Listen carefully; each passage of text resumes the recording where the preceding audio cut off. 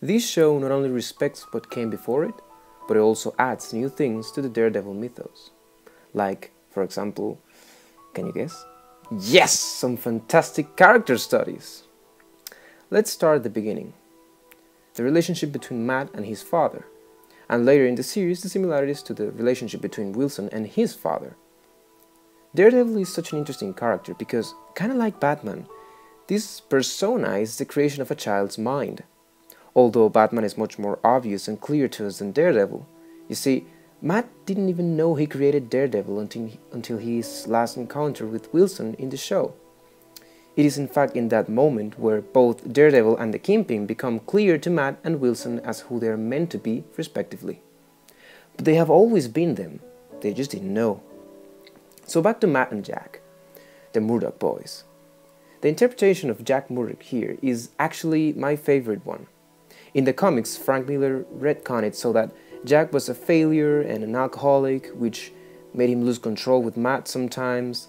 He was still encouraging him to study and all that, but I never liked that he was kind of abusive. It just wasn't necessary. In the show, Jack makes a big impact in Matt's life, without the alcohol and the self-pity. He was, in my opinion, the first and most important role model for Matt. And that's great because that's what fathers are supposed to be. Your first superhero. My father is kind of like that to me, so I related a lot more because of that. Matt witnessed how much his father loved him every day when he came home all injured, bringing food to the table and reminding him to keep studying, not just to be smart, but to be the best he could be. And the moment when Jack had the most impact was when he won the fight he was supposed to lose. Everything was against him, his age, the lack of money, the fact that if he didn't lose he would probably be murdered and Matt would be without a father and a future. But somehow he finds a way to redeem himself. He bets all on him, buying Matt the opportunity of a future, and shows his son that integrity, and basically your soul, is worth more than all the money in the world.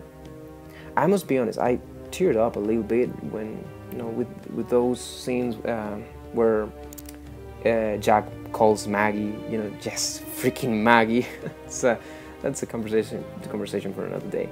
And the scene with where he hears the crowd screaming his name, that was very powerful scene. This is so powerful, in fact, that Matt molds his personality to be a little bit like his father, and he doesn't even realize that. It's very subtle, but it's there. And that's the next point. Both Matt and Wilson are basically like their fathers. Matt is always trying to be smart about things, but ends up solving everything with his fists, and gets knocked down a lot, but always gets up and never gives up. Wilson, on the other hand, is always trying to achieve something in the eyes of himself and everyone else. But when everything goes wrong, he freaks out like his father and starts cutting people's heads off like crazy. You know what I'm talking about. There are subtle nods to these similarities. For example, both parents give a sip of alcohol to their sons, but for different reasons.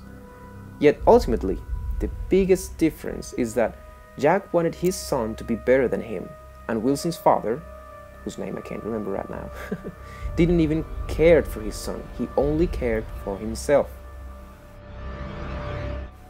Now we're introduced to Stick. He's the second role model for Matt. He gave Matt the tools to become Daredevil. Yet, he thought Matt was too emotional, so he left him. We are told Stick wanted a soldier and Matt wanted a father, but what I like about this interpretation of Stick and think is an improvement from the comic is that he actually loves Matt as a son, which is why he broke his heart and let him go have a life. He told Matt to do the same with his loved ones, and that's a subtle and classy way to demonstrate it. And the bracelet thing was just an awesome touch. The rest of the cast is just as important to the plot. Some for comedic balance and some to power furthermore the dramatic elements. Foggy starts as just comedy but slowly evolves to be one of the most touching characters in this show. Come on, we all cried when he and Matt fought.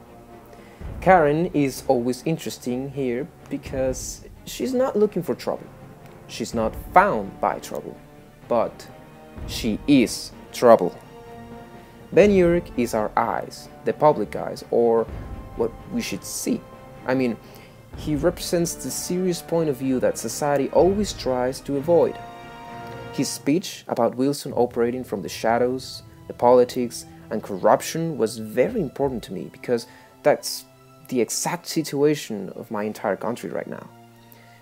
Claire was very sweet and cool, and the character that surprised me the most was Miss Cardenas.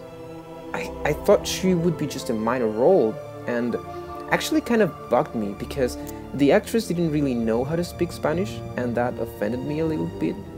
Like, come on, you couldn't find a Latin actress who could actually speak Spanish? But with time, I came to like her and actually cried a lot when she died. It was so unexpected and so powerful. I mean, they developed her. This minute thing, this minute role, grew up to be huge in the plot of the story. Basically, this show is the new standard for Marvel, in my opinion. It is so freaking good. So, yep, join me in part 3 of this review. And thanks for watching, and see you next time.